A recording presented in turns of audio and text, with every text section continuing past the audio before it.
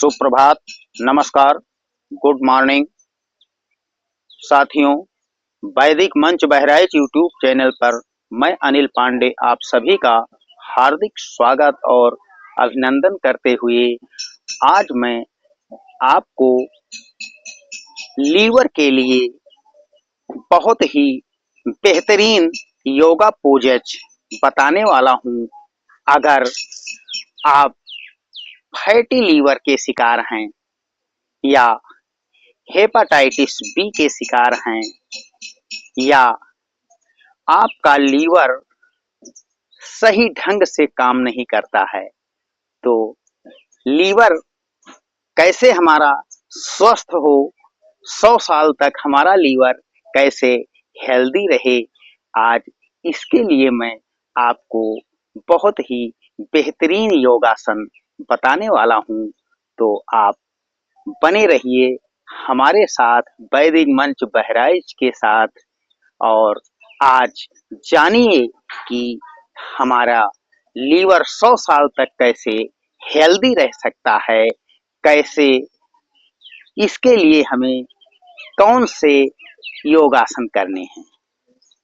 साथियों देखिए, लीवर हमारे शरीर का सबसे बड़ा और महत्वपूर्ण अंग है। वयस्कों में इसका वजन 13 से 18 किलोग्राम होता है और इसको शरीर की रसायनशाला भी कहा जाता है। लीवर को शरीर की रसायनशाला भी कहा जाता है। इसके बहुत ही महत्वपूर्ण कार्य होते हैं हमारे शरीर को स्वस्थ रखने के लिए। तो साथियों, लीवर का जो महत्वपूर्ण पहला काम है वो पित्त का निर्माण करना है। लीवर पित्त का निर्माण करता है जो वसा को, फैट को डाइजेस्ट करने में मदद करता है। अगर ग्लूकोज की मात्रा अधिक बढ़ रही है शरीर में, तो ये ग्लाइकोजन के रूप में बदलकर उसको स्टोर कर लेता है। उसके बाद में यूरिया को अमोनिया में और अमोनिया को यूरिया में बदलने का काम लीवर का होता है। तो लीवर सबसे वीआईपी और सबसे इम्पोर्टेंट ऑर्गन्स है हमारे शरीर का, जो पूरे शरीर को रस रसायन देता है और संपूर्ण पाचन तंत्र को हमारे ठीक रखने का काम लीवर का होता है। लेकिन जब इसमें विकार आ जाते हैं तो हम अस्वस्थ हो जाते हैं। तो आज हम आपको मात्र 3 योगाभ्यास लीवर के लिए बताने वाले हैं, जो आपके लीवर के लिए हम बताएंगे। लेकिन योगाभ्यास की ये विशेषता है कि आप किसी एक अंग को स्वस्थ रखने के लिए योगा करेंगे तो 2-4 अंग आपके अतिरिक्त स्वस्थ रहेंगे। जैसे लीवर के लिए हम आपको योग बताएंगे तो आपका प्रोस्टेट और किडनी, पैनक्रियाज, ये सब प्रभाव में आएंगे इस योगाभ्यास के, और इसमें जो विकार होंगे वो दूर हो जाएंगे। तो आइए हम सबसे पहला योगाभ्यास करेंगे लीवर को स्वस्थ करने के लिए, जिसका नाम है मंडूक आसन। मंडूक आसन करने के लिए आप देखें, हम इस तरह वज्रासन में बैठते हैं। ये दोनों एड़ियां बाहर की तरफ होती हैं इस तरह, और पैर के दोनों अंगूठे आपस में मिले हुए होते हैं। इस तरह से हम वज्रासन में बैठ जाते हैं। उसके बाद ये मुट्ठियां, अंगूठे अंदर करके मुट्ठियां बांध लेते हैं और नाभि के दोनों साइड में मुट्ठियों को इस तरह से लगा लेते हैं। पुनः देखिए, गहरी सांस अंदर भरते हुए फॉरवर्ड बेंडिंग करते हैं, मेढक की आकृति बनाते हैं और उसके बाद में सांस अंदर, गहरी सांस अंदर भरते हुए पुनः हम जब फॉरवर्ड बेंडिंग करेंगे तो सांस बाहर छोड़ते हुए सामने की तरफ झुकेंगे। जितना संभव होगा उतनी देर होल्ड करेंगे, यानी कि रुकेंगे उसी अवस्था में, पुनः सांस अंदर भरते हुए वापस आएंगे। देखें, मंडूकासन, गहरी सांस अंदर, सांस छोड़ते हुए फॉरवर्ड बेंडिंग,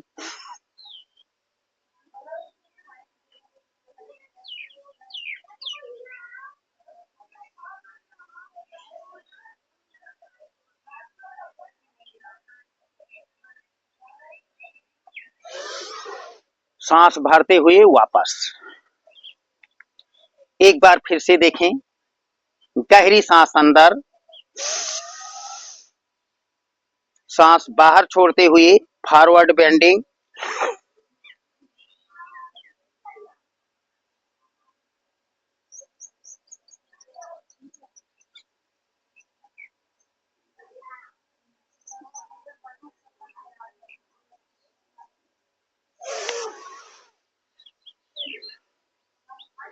इस तरह इस योगाभ्यास को आप 5 बार से लेकर 10 बार सुबह सुबह खाली पेट शौचादि क्रिया से निवृत्त होने के बाद एकांत स्थान में बैठकर जरूर करें। 5 से 10 बार, जो स्वस्थ हैं वो, और जिनके लीवर में कोई दिक्कत है वो 20-25 बार करें। मंडूकासन हम थोड़ा सा 2 पोज में करेंगे।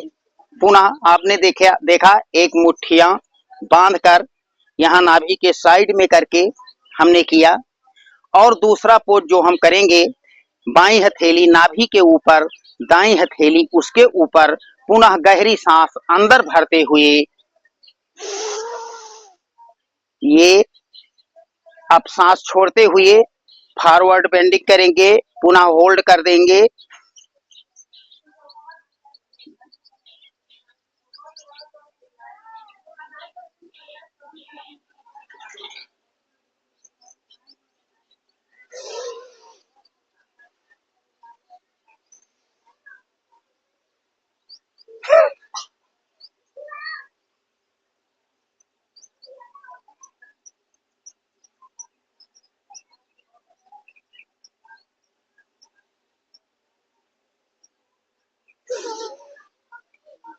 पांच बार फर्स्ट पोज और 5 बार सेकंड पोज। और ध्यान ये रखें कि आप कितनी देर होल्ड कर सकते हैं, मंडूकासन में रुक सकते हैं।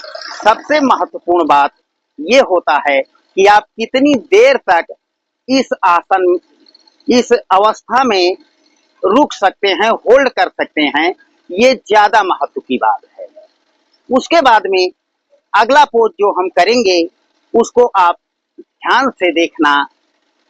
मंडूकासन के बाद में अगला पोज करने के लिए हम इस तरह से दंडासन में बैठ जाते हैं, इस तरह, और आप ध्यान से देखना,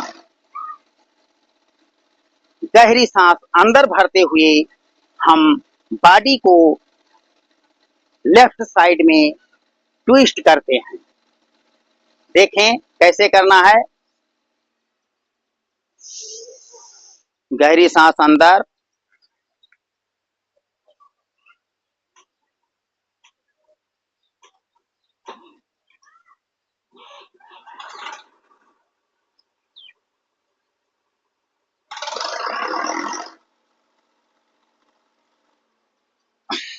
सांस छोड़ते हुए वापस, पुनः राइट साइड में बॉडी को ट्विस्ट करेंगे, हाथ दोनों साइड में जाएंगे, गहरी सांस अंदर,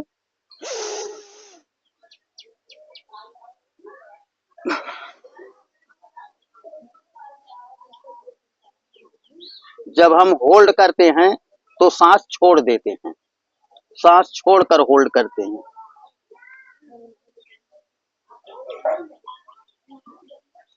पुनः सांस भरते हुए वापस, फिर से देखें एक बार, गहरी सांस अंदर,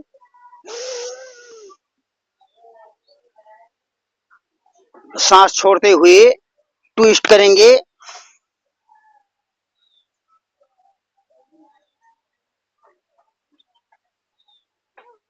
सांस अंदर भरते हुए वापस, गहरी सांस अंदर, ट्विस्ट करेंगे, सांस बाहर छोड़ते हुए, होल्ड करेंगे थोड़ी देर,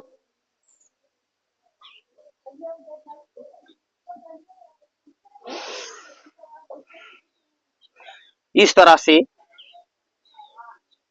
गहरी सांस अंदर भरने के बाद बॉडी को ट्विस्ट करेंगे लेफ्ट साइड में, सांस बाहर छोड़ते हुए, उसके बाद सामर्थ्य के हिसाब से होल्ड करेंगे थोड़ी देर, पुनः सांस अंदर भरते हुए वापस आते हैं।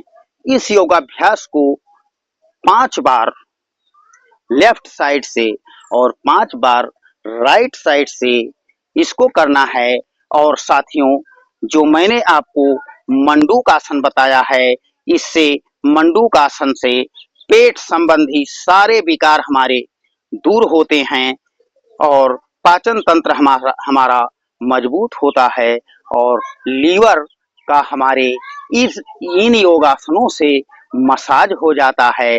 और जो हमने सेकंड योगासन आपको अभी बताया है, इससे हमारी आंतें निचुड़ती हैं, ट्विस्ट होती हैं, तो आंतों के निचुड़ने से हमारे अंदर जो आंत में वर्ज्य पदार्थ पड़े हुए हैं, वो जब निचुड़ते हैं तो अपने स्थान से हटकर उत्सर्जन क्रिया से बाहर हो जाते हैं और ये योगाभ्यास बॉडी को डिटॉक्स करने में ज्यादा मदद करता है।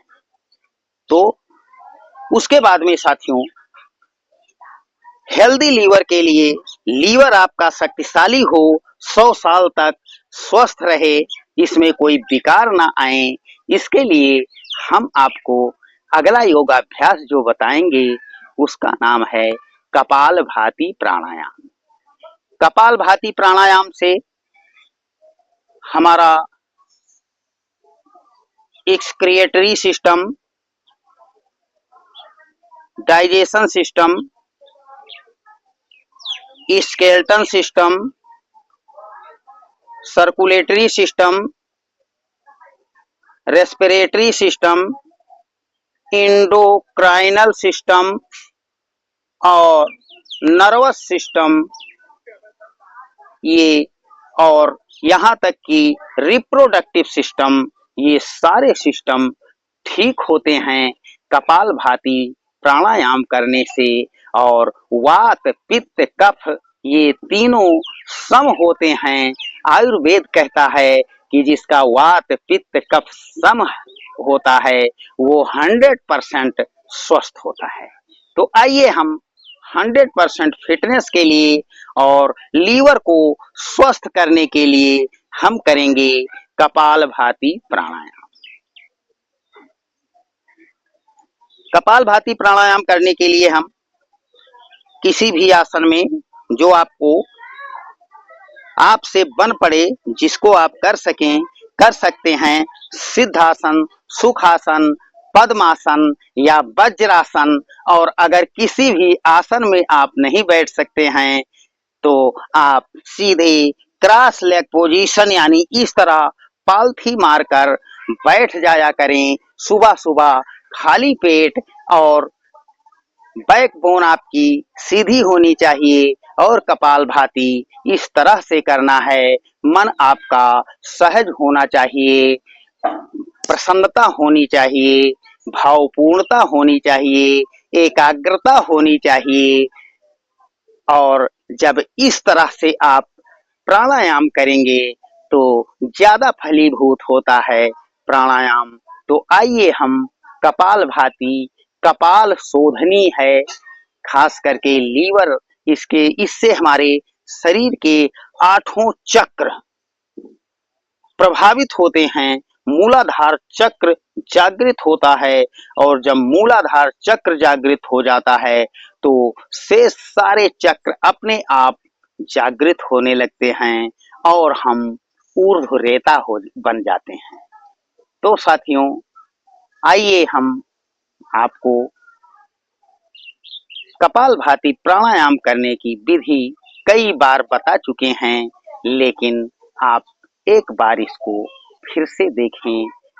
हमने आपको बताया है कि ये प्राणायाम करने के लिए आंखें बंद होनी चाहिए, मन सहज होना चाहिए, बैकबोन सीधी होनी चाहिए, स्थान एकांत होना चाहिए, सुबह का समय होना चाहिए। शौचादि क्रिया से निवृत्त होने के बाद ये योगाभ्यास करते हैं हम। इस तरह देखें, हाथों को ज्ञान मुद्रा में करके घुटनों पर रख लेते हैं, आंखें बंद, मन सहज और कपालभाति प्राणायाम गहरी सांस हम अंदर भर के पुनः 1 सेकंड में एक स्ट्रोक लगाते हैं। स्ट्रोक कैसे लगेगा, आप कल्पना कीजिए कि सामने आपके जलता हुआ दीपक रखा है और नाक से फूंक मारकर सांस छोड़कर उस दीपक को बुझाना है। इस तरह आपको कपालभाति प्राणायाम करना है। तो आइए देखें कपालभाति प्राणायाम। गहरी सांस अंदर, पुनः देखें,